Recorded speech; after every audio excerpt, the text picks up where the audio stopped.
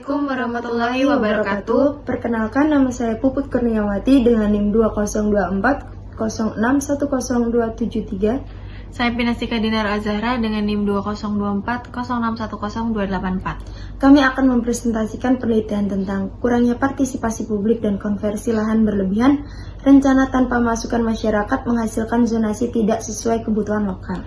Dalam konteks pembangunan berkelanjutan, partisipasi publik dan pengelolaan lahan yang bijaksana adalah dua pilar penting yang saling terkait. Namun, fenomena konversi lahan pertanian menjadi lahan industri tanpa kontrol, ditambah kurangnya masukan masyarakat dalam perencanaan zonasi, telah menciptakan tantangan serius bagi ketahanan pangan dan struktur sosial. Ketika lahan subur dialihfungsikan tanpa mempertimbangkan kebutuhan lokal, dampaknya terlihat pada penurunan produksi pangan dan meningkatnya ketidakpuasan masyarakat yang merasa terpinggirkan. Penelitian ini bertujuan menganalisis hubungan antara kurangnya partisipasi publik dan konversi lahan berlebihan, serta dampaknya terhadap ketahanan pangan dan urbanisasi tidak terkendali. Selanjutnya kami akan membahas tentang urgensi penelitian. Partisipasi publik dalam perencanaan zonasi dan pengelolaan lahan sangat penting untuk pembangunan berkelanjutan. Keterlibatan masyarakat dalam setiap tahap perencanaan memastikan kebijakan mencerminkan kebutuhan lokal dan meningkatkan rasa kepemilikan masyarakat terhadap keputusan. Ketika masyarakat merasa didengar, mereka cenderung mendukung dan berpartisipasi aktif dalam implementasi kebijakan. Tanpa partisipasi memadai, rencana sering menjadi tidak relevan dan berpotensi menciptakan konflik. Di sisi lain, konversi lahan pertanian ke industri tanpa kontrol telah menjadi isu mendesak. Proses ini terjadi di tengah meningkatnya permintaan ruang industri dan pemukiman, tanpa mempertimbangkan dampak terhadap ketahanan pangan. Ketika lahan pertanian subur dialihfungsikan, produksi pangan berkurang dan dapat menyebabkan ketidakstabilan ekonomi serta sosial, terutama di daerah bergantung pada pertanian. Selanjutnya adalah permasalahannya. Banyak kebijakan zonasi disusun tanpa melibatkan masyarakat lokal, menghasilkan kebijakan tidak sesuai dengan kebutuhan mereka.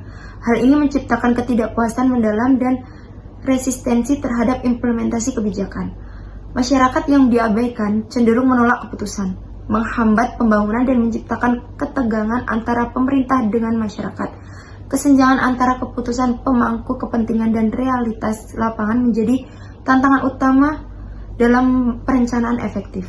Konversi lahan pertanian yang cepat dan tidak terencana menyebabkan berkurangnya luas lahan untuk produksi pangan. Ketersediaan pangan semakin terancam, terutama di negara berkembang yang bergantung pada pertanian. Kesenjangan kebutuhan industri dan pertanian menciptakan konflik penggunaan lahan yang merugikan kedua belah pihak. Urbanisasi tidak terkendali dan migrasi dari pedesaan ke kota besar memperburuk situasi, menciptakan masalah sosial seperti kemiskinan, pengangguran, dan tekanan pada infrastruktur publik. Selanjutnya, kami akan membahas tentang metode penelitian. Penelitian ini menggunakan pendekatan campuran, yaitu mengombinasikan analisis kuantitatif dan kualitatif untuk memberikan gambaran komprehensif mengenai dinamika partisipasi publik dan dampak konversi lahan. Data kuantitatif diperoleh melalui survei di beberapa daerah yang mengalami konversi lahan, mengumpulkan informasi tentang tingkat partisipasi masyarakat, persepsi terhadap kebijakan, dan dampak yang dirasakan. Responden terdiri dari petani, pengusaha lokal, dan masyarakat umum yang dengan teknik sampling acak. Data dianalisis menggunakan metode statistik dan mengidentifikasi pola dan hubungan antar variabel. Penelitian juga melibatkan wawancara mendalam dengan pemangku kepentingan untuk menggali pandangan dan pengalaman mengenai partisipasi publik serta dampak konversi lahan. Wawancara dilakukan secara terstruktur dengan analisis tematik untuk mengidentifikasi tema dan pola utama. Integrasi data kuantitatif dan kualitatif dilakukan untuk mendapatkan pemahaman holistik, mengaitkan temuan survei dengan wawancara mendalam, serta menganalisis perbedaan pandangan antara masyarakat lokal dan pemangku kepentingan lainnya. Selanjutnya, kami akan membahas tentang temuan penelitian. Hasil penelitian menunjukkan tingkat partisipasi masyarakat dalam perencanaan zonasi masih sangat rendah. Dari survei terhadap 500 responden di 5 kabupaten atau kota, hanya 23% masyarakat pernah dilibatkan dalam forum konsultasi publik perencanaan tata ruang. Dari jumlah tersebut, hanya 8% yang merasa masukan mereka benar-benar dipertimbangkan. Wawancara mengungkapkan masyarakat sering diundang dalam forum seremonial di mana keputusan mereka dibuat sebelumnya. Para petani dan tokoh masyarakat menyatakan mereka sering mendapat informasi perubahan zonasi setelah keputusan dibuat, bahkan setelah proyek dimulai. Analisis data spasial dan temporal menunjukkan konversi lahan pertanian meningkat signifikan dalam dekade terakhir. Rata-rata 1.250 hektar lahan pertanian produktif dikonversi setiap tahunnya menjadi kawasan industri, perumahan, dan infrastruktur. Meningkat 340% dibanding periode 10 tahun sebelumnya, yang mengkhawatirkan 68% lahan yang dikonversi adalah lahan sawah beririgasi teknis produktivitas tinggi yang seharusnya dilindungi sebagai lahan pertanian pangan berkelanjutan. Wawancara mengungkapkan proses perizinan konversi lahan sering tidak melalui kajian dampak komprehensif. Sebanyak 58% responden menyatakan zonasi tidak mencerminkan kebutuhan real masyarakat setempat. Ditemukan penetapan kawasan industri di area yang historis dan kultural merupakan lahan pertanian produktif dengan sistem irigasi yang dibangun puluhan tahun. Konversi lahan pertanian berdampak langsung pada ketahanan pangan. Produksi pada di wilayah penelitian menurun rata-rata 18% dalam 5 tahun terakhir, sementara kebutuhan konsumsi terus meningkat. Hal ini menyebabkan ketergantungan besar terhadap pasokan pangan dari luar wilayah. Konversi lahan dan kurangnya peluang ekonomi di pedesaan mendorong urbanisasi tidak terencana. Laju pertumbuhan penduduk perkotaan meningkat 6,8% per tahun, melebihi kapasitas infrastruktur dan layanan publik. Penelitian menemukan 73% migran dari desa ke kota adalah petani atau keluarga petani yang kehilangan lahan akibat konversi, namun sering berakhir di sektor informal dengan kondisi kerja tidak layak. Selanjutnya kami akan membahas tentang hasil penelitian.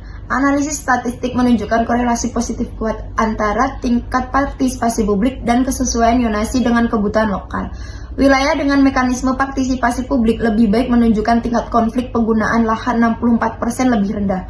Model regresi menunjukkan setiap peningkatan 10% dalam partisipasi publik dapat mengurangi resistensi masyarakat sebesar 15%. Dan meningkatkan keberhasilan implementasi program pembangunan sebesar 12%. Analisis ekonomi menunjukkan konversi lahan menghasilkan trade-off kompleks antara keuntungan jangka pendek dan kerugian jangka panjang. Konversi lahan ke kawasan industri meningkatkan PDRB rata-rata 8-12% dan menciptakan lapangan kerja baru. Namun, keuntungan terpusat pada investor dan pengembang, sementara petani mengalami penurunan kesejahteraan. Perhitungan menunjukkan untuk setiap rupiah keuntungan dari konversi lain, terdapat kerugian 1,4 rupiah dalam bentuk hilangnya produksi pangan, degradasi ekosistem, dan biaya sosial. Dampak sosial sangat signifikan. Tingkat kemiskinan di daerah konversi lahan intensif meningkat 23%, terutama di kalangan keluarga petani. 68% petani yang kehilangan lahan bermigrasi ke kota dalam 2 tahun setelah konversi. Di perkotaan, tingkat kriminalitas meningkat 31% di kawasan konsentrasi migran tinggi. Sementara akses layanan kesehatan dan pendidikan menurun. Konversi lahan juga mengakibatkan degradasi lingkungan signifikan, mengurangi kapasitas resapan air 45%, meningkatkan polutan industri 67% dan menurunkan populasi spesies endemik 42%. Selanjutnya, kita akan membahas tentang model partisipatif dan dampak. Berdasarkan temuan penelitian, dikembangkan model partisipasi publik yang terbukti efektif dalam meningkatkan kesesuaian zonasi dan mengurangi konflik. Model ini melibatkan 3 tahap utama. Fase informasi dan edukasi di mana masyarakat diberi pemahaman tentang perencanaan tata ruang. Fase konsultasi aktif di mana masukan masyarakat dikumpulkan dan dianalisis secara sistematis. Serta fase kolaborasi di mana masyarakat terlibat dalam pengambilan keputusan bersama pemangku kepentingan lainnya. Implementasi uji coba model di 2 kabupaten menunjukkan hasil menjanjikan. Tingkat partisipasi meningkat dari 23% menjadi 67%. Tingkat kepuasan masyarakat meningkat dari 31% menjadi 78%. Yang lebih penting, konflik penggunaan lahan berkurang 72% dan waktu implementasi pembangunan 40% lebih cepat karena berkurangnya resistensi masyarakat. Model ini juga meningkatkan transparansi dan akuntabilitas dalam perencanaan. Penelitian ini memberikan kontribusi baru dalam literatur mengenai pentingnya partisipasi publik dan pengelolaan lahan berkelanjutan untuk menciptakan proses perencanaan yang lebih transparan dan responsif terhadap kebutuhan lokal. Yang terakhir adalah kesimpulan dan saran. Kurangnya partisipasi publik dalam perencanaan zonasi telah menciptakan kesenjangan signifikan antara kebijakan dengan kebutuhan masyarakat lokal. Hanya 23% masyarakat pernah dilibatkan dalam forum konsultasi publik. Dan dari jumlah itu hanya 8% merasa masukan mereka dipertimbangkan.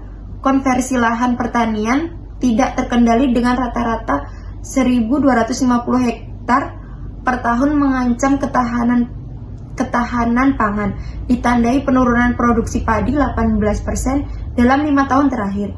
Dampaknya memicu urbanisasi tidak terencana dengan laju pertumbuhan penduduk perkotaan 6,8% per tahun, menciptakan masalah sosial kompleks seperti kemiskinan, pengangguran, dan tekanan berlebihan pada layanan publik.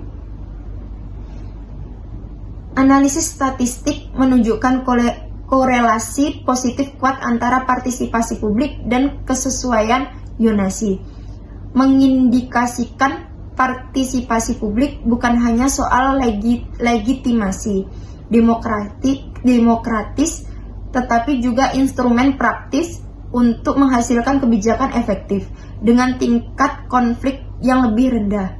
Berdasarkan temuan ini, pemerintahan perlu mengembangkan mekanisme partisipasi publik yang efektif dan inklusif mencakup 3 fase: informasi dan edukasi, konsultasi aktif, dan kolaborasi dengan pengambilan keputusan. Implementasi dapat dilakukan melalui forum diskusi terbuka, konsultasi publik transparan, dan pemanfaatan teknologi digital. Kebijakan zonasi harus didasarkan pada data akurat dan kajian dampak komprehensif, bukan semata proyeksi ekonomi makro. Perlu diperkuat penegakan hukum terhadap kebijakan lahan pertanian pangan berkelanjutan dengan sanksi efektif dan insentif memadai bagi petani. Program edukasi tentang pentingnya partisipasi publik, dampak konversi lahan, dan ketahanan pangan perlu digalakkan secara berkelanjutan.